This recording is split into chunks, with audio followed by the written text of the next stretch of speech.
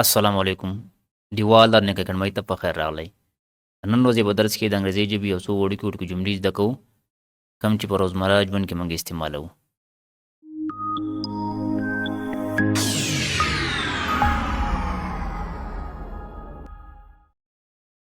What is he to you؟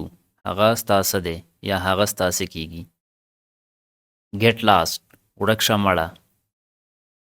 Give a figgy bag to the child د ماشوم په شا کړه یا د ماشوم په اوږه کا. Tuck in your sleeves نستوڼي اوچت کا.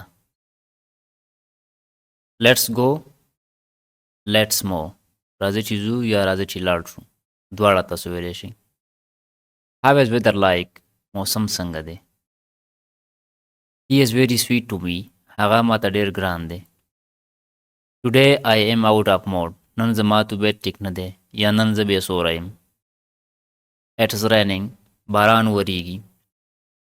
Mind your own business خپل کار سره کار لره. Listen to me زما خبره واوره. Come to the point د مطلب خبره کوه. Be careful خیال کوه. It's my turn now اوس زما نمبر دی.